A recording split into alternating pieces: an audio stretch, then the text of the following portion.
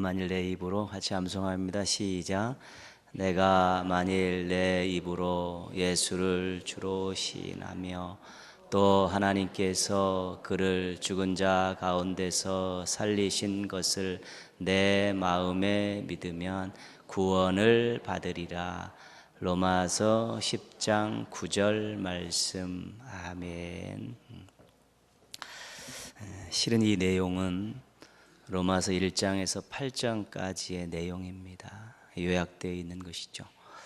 그런데 이것이 이제 10장에 들어가 있는 이유는 9장, 10장, 11장이 그러면 믿음으로 구원받으면 유대인들은 어떻게 되는 것입니까? 하나님의 택한 백성이라고 그 몇천 년 동안 살아왔던 그들의 구원은 어떻게 되는 것입니까? 그 문제를 이제 9장, 10장, 11장에서 다루고 있는 것이죠. 그래서 유대인들이 자신들만 택함 받은 백성이고 구원받은 백성이라고 그렇게 생각했습니다. 이방인들을 아주 개취급했죠.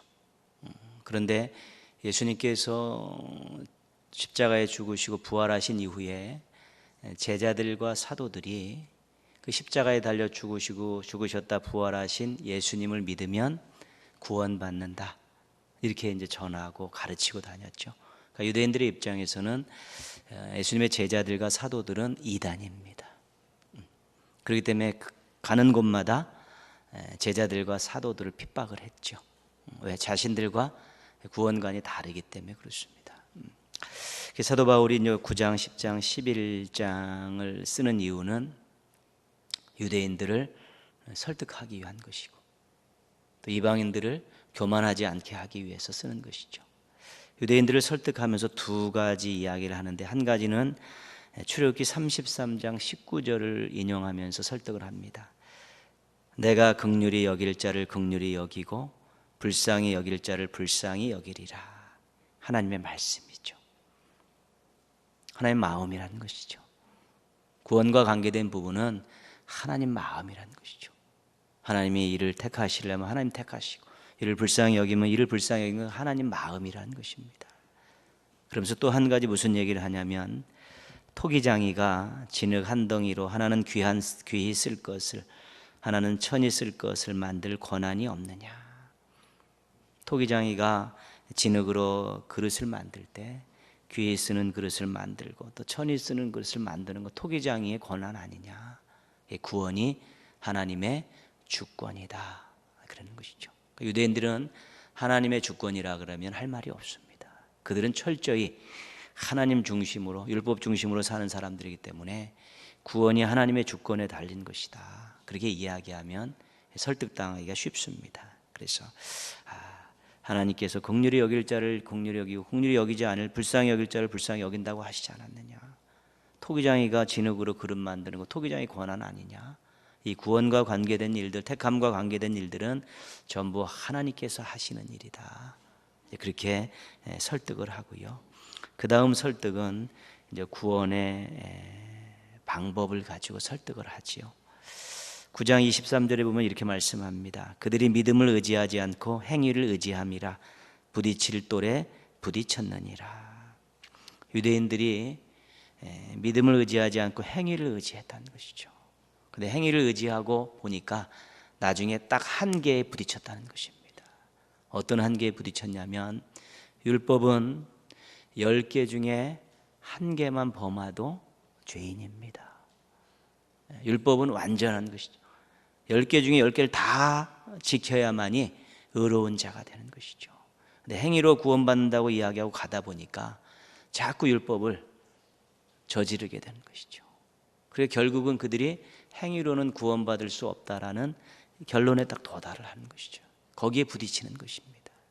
그러니까 그들에게 너희들이 행위를 가지고 율법을 완전히 지켜서 구원받으려고 했더니 되느냐 안 되지 않느냐 부딪히지 않느냐 한계에 부딪히지 않느냐 이제 그렇게 이제 유대인들에 대한 설득을 해놓고 그 다음에 주신 말씀이 오늘 요절 말씀입니다.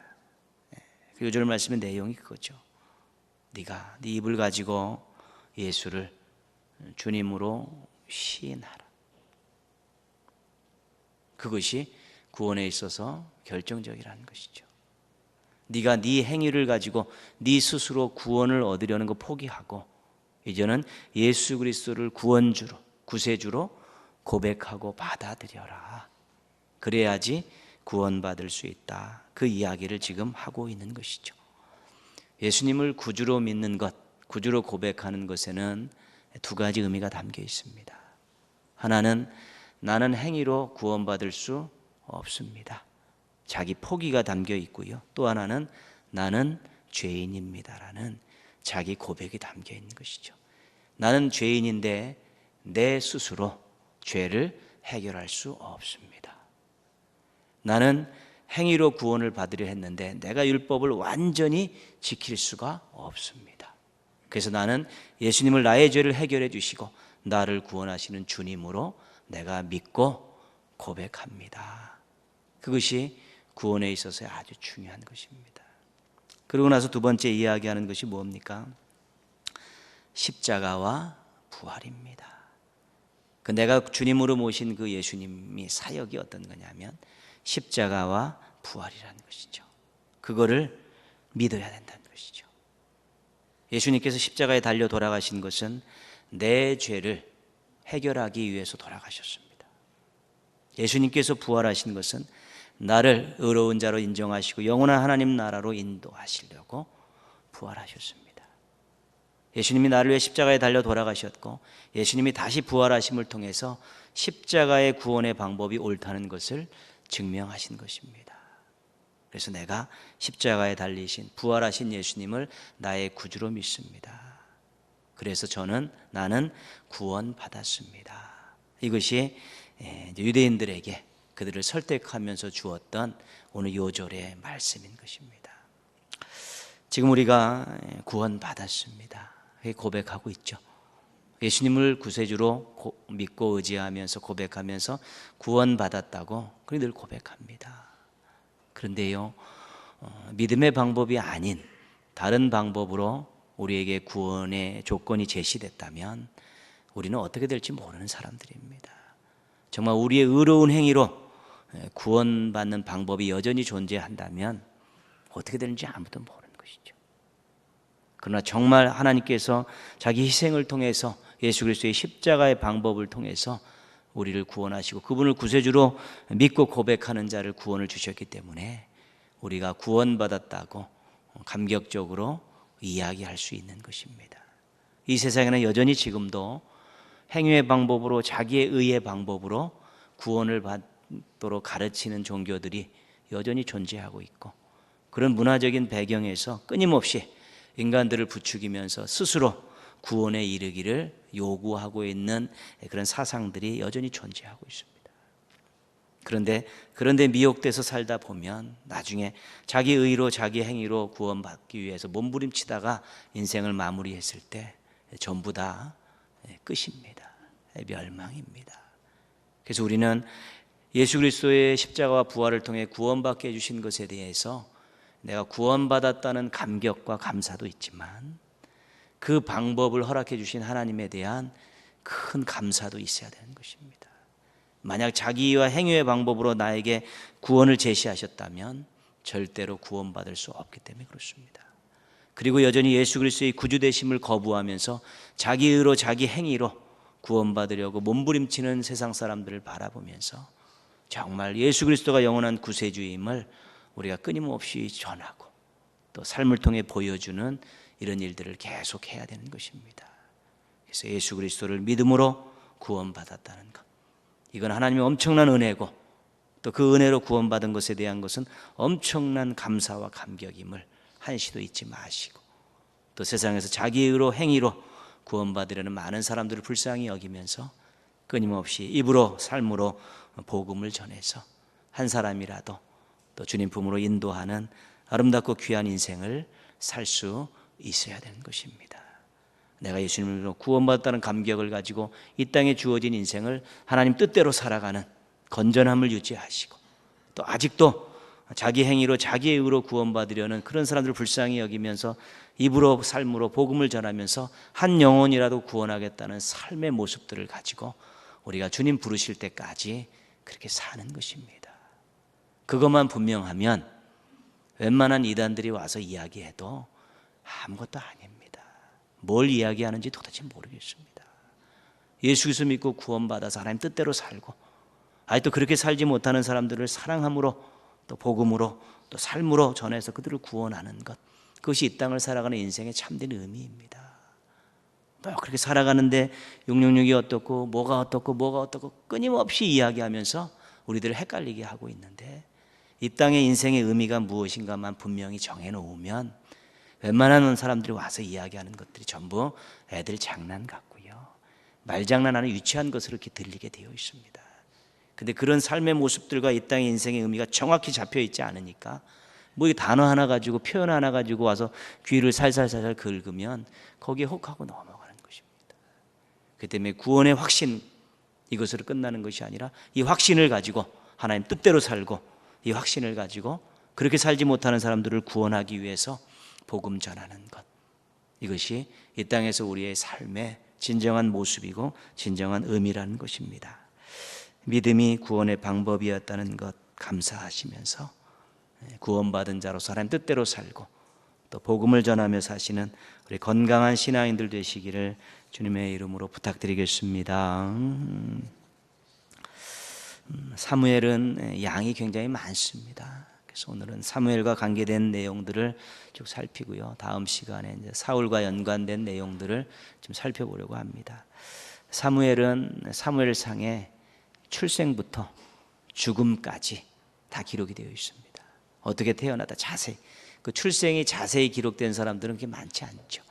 모세가 조금 기록이 됐고요, 또 뭐 쌍둥이로 태어나는 거 있고, 그 다음에 이제 사무엘 그렇고요, 또 사무엘이 사무엘상에서 이제는 죽는 내용도 나오고요, 그 가운데 그가 했던 많은 일들이 이제 소개가 되어 있죠. 사무엘은 태어나서 젖을 뗀 후에 바로 엘리 제사장에게 위탁이 됩니다. 하나님께 드림 받았죠.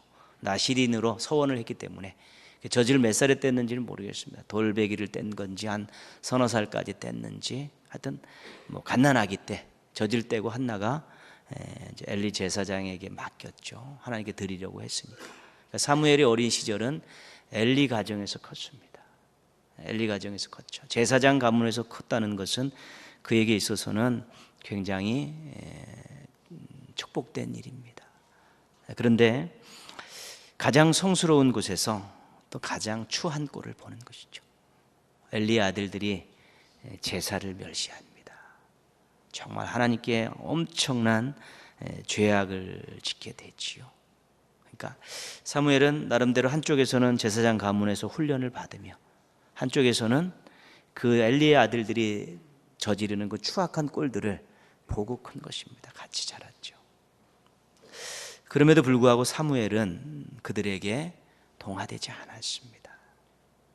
아주 어려운 환경이고 열악한 환경이고, 또 그 어렸을 때 얼마든지 그렇게 동화될 수 있는 여건들이 있었지만 사무엘은 전혀 그들과 결탁하지 않았고 그들을 따라가지 않았습니다. 몇 가지 이유가 있었겠지만요, 아마 엘리의 훈련이 그대로 효과가 있었던 것 같습니다. 나름대로 하나님께서 맡겨주신 그 아이이기 때문에 엘리가 제사장으로서 또 나름대로 훈련을 시켰는데 사무엘이 그것을 잘 소화했고요.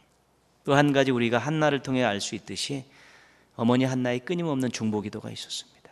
매년 옷을 한 벌씩 지어가는 그 일 가운데서 아들을 생각하면서 기도했던 그 어머니의 중보기도가 있었고요.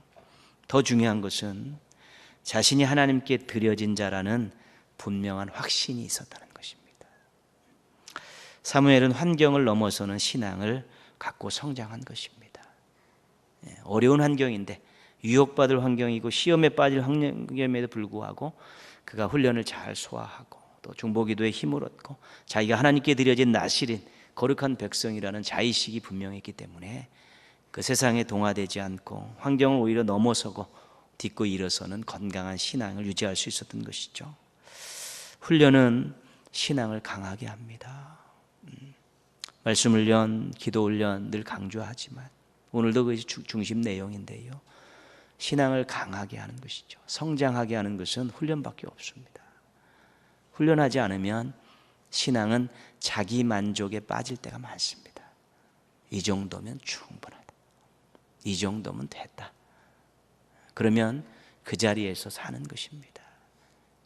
그리고 웬만한 또 유혹들이 오고 도전들이 올 때 쉽게 무너지기도 하는 것이지. 훈련이 중요하고 신앙을 강하게 하고 성장시키고요. 중보기도가 신앙에 엄청난 도움을 줍니다. 기도해 주는 사람이 많으면 행복한 인생입니다. 나를 위해 누군가 기도해 주고 있다는 사실, 또 그런 사람들을 알고 잘해 줘야 됩니다.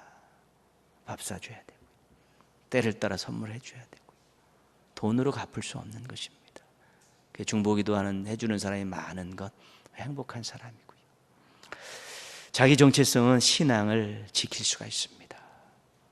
내가 하나님의 백성인데 이 거룩하지 않은 일을 해서는 안 되겠다. 내가 하나님의 자녀인데 우리 아버지를 실망시키는 일은 하지 않아야겠다. 이런 자기 정체성이 분명하면 세상의 유혹으로부터 자신을 지켜낼 수가 있는 것입니다. 그래서 항상 훈련하는 신앙인, 또 중보기도 해주는 사람들을 많이 교제하는 신앙인, 또 자기 정체성이 분명한 신앙인들이 건강한 신앙을 유지하면서 또 하나님을 기쁘시게 하는 인생을 가꾸어 갈 수 있는 것입니다. 사무엘이 그렇게 컸다는 걸 생각하면요, 우리 가정의 자녀들과 우리 교회 학교 학생들이 이렇게 자랐으면 좋겠다라는 그런 욕심이 생깁니다. 거룩한 욕심입니다. 우리 가정의 자녀들이, 또 손주들이, 또 교회 학교 학생들이 정말로 훈련에 충실하고 또 많은 분들의 중보기도 가운데 커가고 자신이 누구인가, 하나님의 자녀고 거룩한 백성이라는 자의식이 분명하고 그렇게 커갈 수 있으면 이 유혹 많은 세상에서 정말 잘 자랄 수 있고 또 강한 모습, 또 성장하는 모습으로 하나님께 쓰임받는 그런 후세대들로 자라날 수 있겠는데, 그런 마음들을 우리가 가져보게 되는 것입니다. 이 다음 세대들을 위해서 우리가 함께 노력해야 되는 것이죠. 본인 가정의 자녀들 당연히 해야 되는 것이지만요, 또 교회 학교 다 모이면 다 우리 자녀들 아니겠습니까? 다 우리 자녀들이죠. 또 그들이 흩어져서 가정의 미래를 책임지고 교회의 미래를 아름답게 하고 그들이 잘 자라서 사회 구석구석에 빛과 소금으로 살아갈 수 있다면 우리 하나님께 너무 큰 일을 하는 것이죠. 하나님 기뻐하시는 일을 하는 것입니다. 자녀들과 교회 학생들 위해서 우리 중보기도 하는 것은 틀림없이 해야 되는, 무조건 해야 되는 것입니다. 왜냐하면 그들을 행복하게 하기 위해서. 중보기도실에 가면 교회 학교 학생들 다 명단도 다 있고 행사들도 있지 않습니까? 행복하게 그 한 명 한 명에게 우리 교인들 200~300명이 그들을 위해서 기도할 수 있으면 그 행복한 거 아니겠습니까? 또 교회 학교에서는 교사들이 신앙의 훈련을 시키고 그들의 정체성을, 자의식들을 강하게 만들어가면 세상이 아무리 어두워지고 험하고 유혹이 많더라도 그들이 건강하게 잘 클 수 있는 것입니다. 사무엘이 그렇게 컸듯이요, 우리 다음 세대들을 위해서 함께 노력하시기를 주님의 이름으로 부탁드리겠습니다. 사무엘은 세대 교체를 2번이나 경험했습니다. 한 번은 자신이 신세대였고요, 또 한 번은 자신이 구세대였습니다. 엘리 가문이 몰락했습니다. 당시 제사장으로 사사로서 지키고 있었던 그 엘리 가문이 엘리가 아버지로서 자식들을 엄하게 훈련시키고 교육시키지 못해서 그들이 타락하는 것들을 방치했습니다. 아들들은 재물을 함부로 취하면서 하나님을 멸시했고 언약궤를 함부로 전쟁에 가지고 나가서 빼앗겼습니다. 제사와 언약궤를 무시하는 제사장은 자경비달입니다.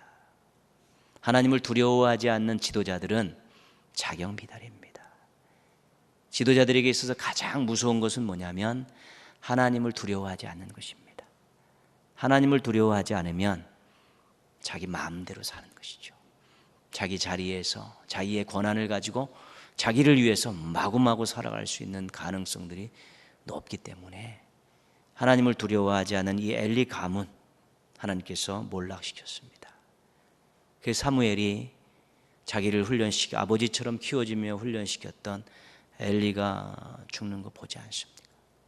형들처럼 따랐던 그 엘리의 아들들이 죽는 것, 그거 다 눈으로 봅니다. 세대 교체의 무서움을 경험한 것이지요. 자연스러운 은혜 충만한 그런 세대 교체가 아니라 전 세대가 몰락하는 세대 교체를 사무엘이 경험한 것입니다. 얼마나 그에게 충격이었겠습니까? 엘리 가문이 그 가문에서 컸는데요, 그 가문에 빚을 지고 살았는데 그 가문이 몰락하는 것입니다. 충격이죠. 그 가문이 몰락하면서 사무엘이 전면에 서게 되는 것이죠. 제사장, 사사, 예언자의 그 지도자의 엘리의 가문의 뒤를 이어서 사무엘이 서게 되는 것이죠. 세대 교체의 그 중심에 서 있었는데 그 전 세대가 하나님 앞에 제대로 서지 못해서 몰락하는 것을 눈으로 보면서 그가 새로운 지도자로서 전면에 서게 되는 것이죠. 오늘 말씀은 세대 교체를 목전에 두고 있는 사무엘이 백성들에게 한 마지막 말의 첫 부분입니다.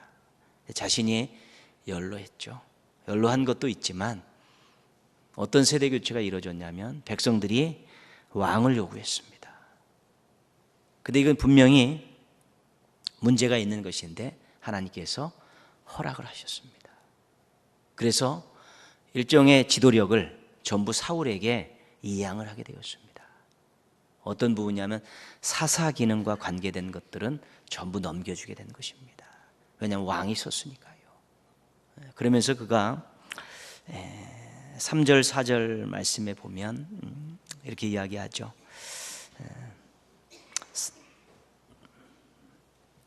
2절 조금 뒤에 보시면요, 2절 중간에 보시면 내가 어려서부터 오늘까지 너희 앞에 출입하였거니와 내가 여기 있나니 여호와 앞과 그의 기름 부음을 받은 자 앞에서 내게 대하여 증언하라.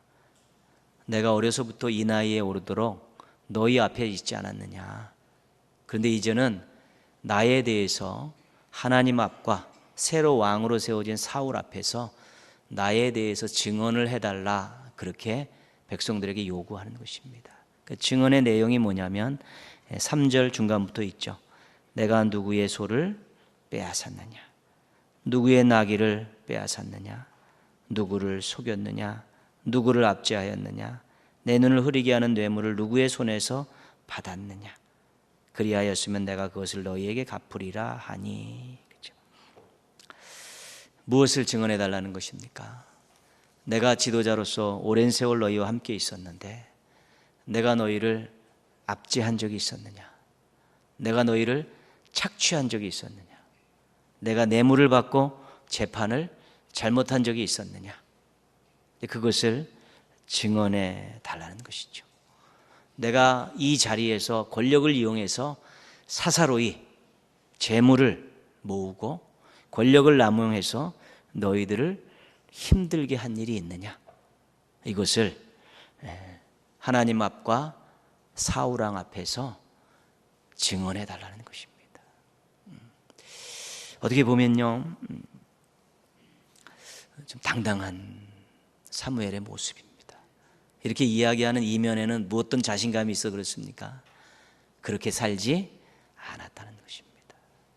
내가 그렇게 살지 않았는데 너희들이 하나님 앞과 이 사울왕 앞에서 나의 그것을 증언해 달라, 아주 당당하게 요구하는 것이죠. 백성들이 인정합니다. 당신 그렇게 살았던 거 인정합니다. 하나님 앞과 이 왕 앞에서 증언하겠습니다. 백성들이 그 사무엘의 모든 것들을 다 인정을 하고 증언한다고 했습니다. 사무엘은 세대 교체의 두려움을 보았기 때문에 자기가 9세대로 갔을 때 그런 꼴을 당하지 않아야겠다는 것을 일찌감치 결정하고 있었습니다. 내가 언젠가는 물러나야 될 때가 있는데 그때 하나님 앞과 사람 앞에서 정말 못 볼 꼴을 보여드리지 않아야겠다. 엘리 가문의 몰락을 보면서 그것을 이미 다 결정을 해놓고 있었죠. 그래서 그가 제2 기간 동안에 제사장으로서 사사로서 예언자로 있는 그 제 기간 동안에 절대로 그런 사사로운 감정을 가지고 사사로운 이익을 취하지 않고 그렇게 긴장하면서 살았다는 것입니다. 근신하며 살고 두려움을 가지고 살았다는 것입니다. 그리고 이제는 본인이 사울에게 모든 사사로서의 기능들을 다 넘겨주고 이선으로 물러가면서 백성들에게 이야기하는 것이죠. 하나님 앞과 사울 왕 앞에서 나의 신실함과 정직함을 증언해달라. 무슨 뜻입니까? 멋지게 퇴장하겠다는 것입니다. 부끄러움 없이 퇴장하겠다는 것입니다. 그렇게 사무엘이 정치적으로 이선으로 지금 세대교체에 그 바람을 맞으면서 물러가고 있는 것입니다. 자신의 지나온 날들을 보면서 흐뭇해할 수 있는 것은 행복한 인생입니다. 능력면에서 부족할 수는 있습니다. 그러나 하나님 앞에서 정말 부끄러움 없이 신실하게 살았고, 또 사람들이 자신의 정직함을 인정해 주기만 한다면 그 인생은 행복한 것입니다. 사사로이 자신의 이익을 챙기지 않은 사람은 칭찬받아 마땅한 것입니다. 특별히 어떤 자리에 있을 때 그 자리에서 그것을 이용해서 사사로운 이익을 챙긴 그런 것이 없는 아름다운 그런 시절들을 보냈다면 정말 그것 때문에 가난하게 살고 또 그것 때문에 육신에 좀 연약함이 있다 할지라도 그것은 하나님 보실 때 정말로 아름답고 행복한 멋진 인생이라고 할 수 있는 것입니다. 왜요? 하나님께서는 늘 섬기며 나누며 살기를 원하고 계셨는데 그 주어진 그 자리에서 사사로운 이익이 챙기는 것이 아니라 자신을 희생하며 수고하며 살면서 그것 때문에 참 힘든 나머지 인생들을 보낸다 할지라도 그것은 하나님이 기억하시는 인생이고 하나님이 기뻐하시는 인생이기 때문에 정말로 하나님과 사람 앞에 부끄러움이 없다면 그 인생은 잘 산 인생이고 하나님께서 인정해 주시는 인생인 것입니다. 우리가 사사로운 이익이라는 것은 어디에서든지 조심해야 되는 것입니다. 이것은 누구에게나 찾아오는 욕심입니다. 유혹입니다. 그러나 사사로운 이익을 어떤 자리를 이용해 권한을 이용해서 사람을 이용해서 취하는 것은 하나님께서 보고 계신데 가장 안 좋은 것입니다. 그렇기 때문에 그런 부분들은 굉장히 조심해야 될 부분이고요. 또 한 가지는 늘 사람들 앞에 정직하고 진실된 모습들 보이는 것. 이것은 하나님께서 우리 믿음의 사람들에게 요구하시는 아주 귀한 것입니다. 그렇기 때문에 우리가 웃으면서 자신의 인생을 돌아보고 또 자신이 일했던 그 자리를 돌아보면서 그래도 내가 부족했지만 하나님과 사람 앞에 부끄러움 없이 살았다, 부끄러움 없이 일했다 이렇게 고백할 수 있을 때 그분은 빛과 소금으로 사는 것입니다. 그리고 하나님께서 반드시 하나님 앞에 섰을 때 칭찬해 주시고 상 줄 인생이 반드시 되고야 말 것입니다.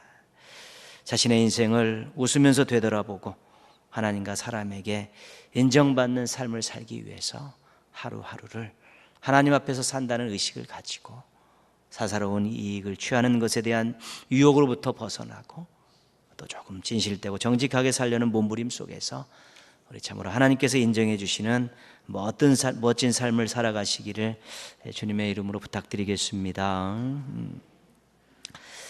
사무엘은 사울 왕을 세우고 이선으로 물러났습니다. 사사의 기능은 거의 하지 않습니다. 그러나 뒤에서 나라와 백성을 위한 일은 계속했죠. 우리가 지난주 이번 주죠. 또 지나간 주 오후 예배 때 보았던 말씀이죠. 12장 23절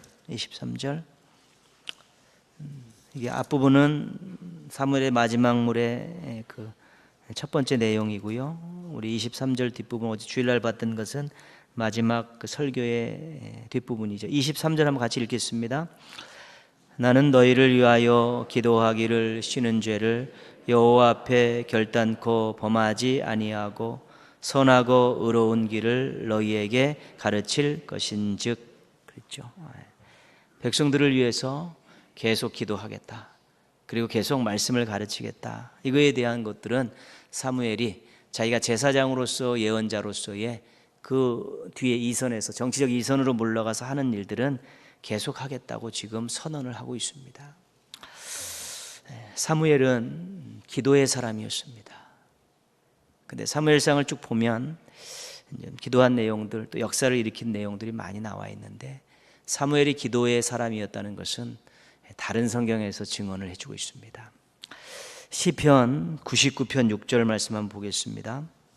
시편 99편 6절.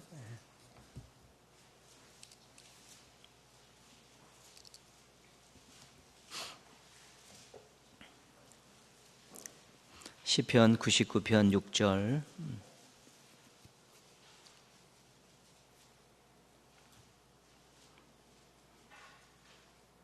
같이 읽겠습니다. 시편 99편 6절. 같이 읽겠습니다. 그의 제사장들 중에는 모세와 아론이 있고 그의 이름을 부르는 자들 중에는 사무엘이 있도다. 그들이 여호와께 간구하며 응답하셨도다. 아멘. 하나만 더 찾고 말씀드리겠습니다. 예레미야 15장 1절입니다. 예레미야 15장 1절.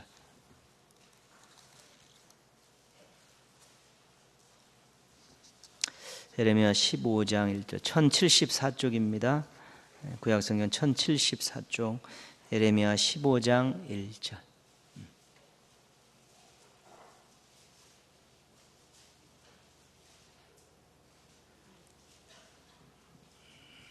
1074쪽 예레미야 15장 1절.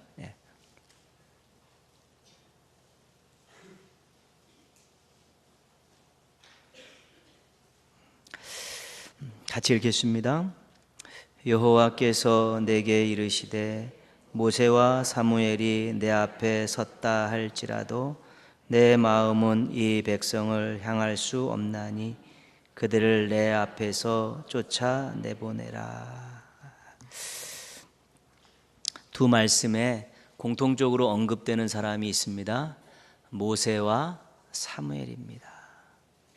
시편 99편은 뭘 말씀하냐면 모세와 사무엘이 하나님 앞에서 부르짖는 기도는 하나님께서 다 들어주셨다는 것입니다. 근데 예레미야 15장 1절은 뭐냐면 모세와 사무엘이 늘 내 앞에 와서 기도할 때 내가 다 들어줬는데 이번만큼은 안 된다. 왜냐하면 백성들의 죄가 너무 크기 때문에. 그러니까 하나님께서는 하나님 앞에 나와서 기도하며 부르짖으면 그 인정한 기도의 사람이 누구냐면 모세와 사무엘이라는 것입니다.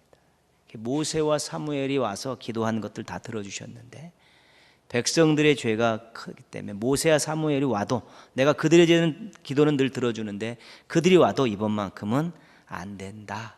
그렇게 거절하고 계신 것이죠. 예레미야서에서는. 그러니까 하나님 앞에서 정말 기도의 사람으로 섰던 대표적인 사람은 모세하고 또 사무엘입니다. 특별히 그들이 중보기도, 백성들을 향한 중보기도는 정말 뜨겁게 했던 사람들이죠. 시편 기자가 그걸 기억하고 있었고 예레미야에게 하나님께서 직접 말씀하시면서 모세와 사무엘을 언급하고 있는 것입니다.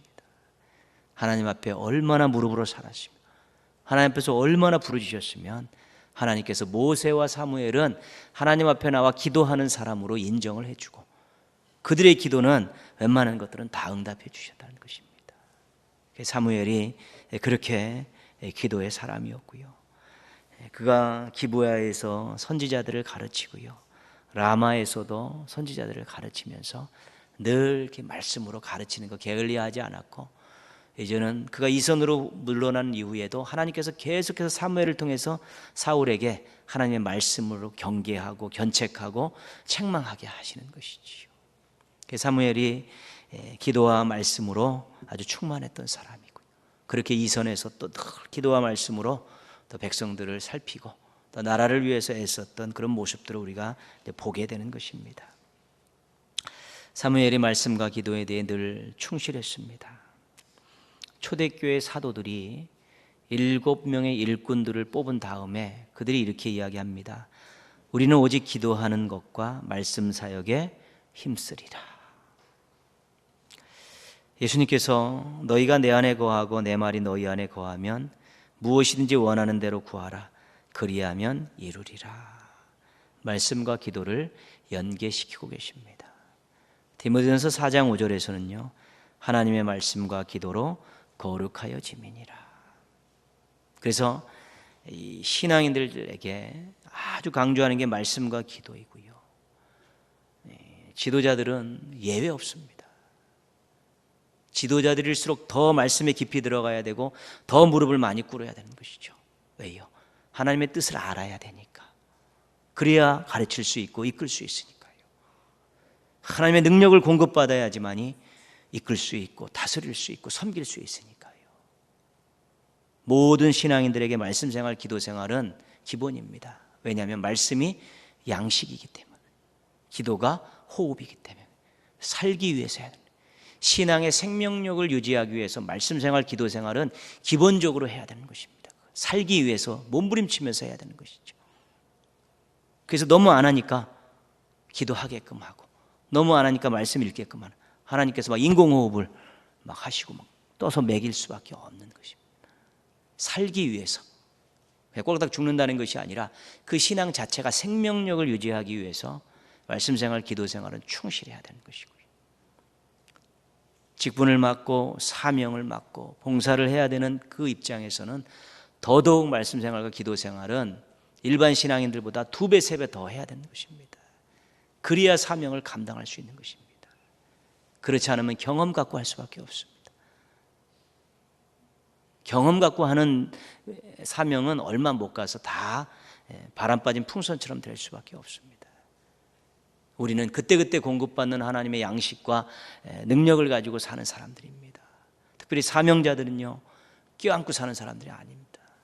그때그때 사안에 따라서 무릎 꿇고 기도하고 말씀 속에서 하나님의 뜻을 발견하는 그런 몸부림 속에서 자신에게 맡겨진 사명들을 감당해 나가는 것이지요. 그렇기 때문에 사무엘이, 모세가 왜 이렇게 말씀과 기도 생활을 충실했습니까? 그러지 않고는 사명을 감당할 수 없으니까요. 모세와 사무엘이 얼마나 말씀과 기도에 충실해요. 모세가 얼마나 하나님 앞에 무릎 꿇었고 얼마나 말씀에 정통했습니까? 사무엘도 마찬가지고요. 정말 하나님의 뜻을 제대로 감당하기 원하면 말씀에 깊이 들어가서 하나님의 뜻을 발견해야 되고, 깊은 기도 생활 동안 끊임없는 기도 생활, 뜨거운 기도 생활을 통해 하나님이 주시는 능력을 공급받을 때 정말로 즐겁게 사역할 수 있고 섬기며 사역할 수 있고 사사로운 이익을 챙기지 않으면서 사역할 수 있게 되는 것입니다. 우리가 마지막에 가서 하나님 앞에 잘하였다 착하고 충성된 종아 들을 수 있는 것은 그거밖에 없는 것입니다.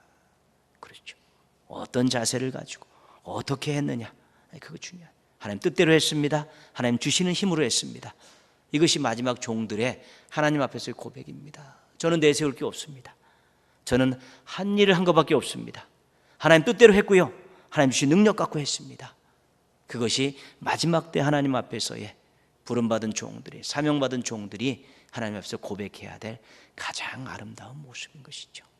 그래서 우리가 사무엘을 오늘 쭉 보시면서요, 그가 정말로 어려서부터 훈련에 충실했고 또 자기 정체성에 대한 분명한, 자기 자의식에 대한 분명한 의식을 갖고 동화되지 않고 말씀 생활, 기도 생활 충만하게 하고 어려서부터 그 훈련받은 것이 마지막 퇴임할 때까지 변함없이 말씀 생활, 기도 생활을 통해서 하나님의 뜻을, 사명을 잘 감당했던 그런 모습들을 우리가 보면서요, 말씀 생활, 기도 생활은 자전거의 앞바퀴 뒷바퀴와 같은 것입니다.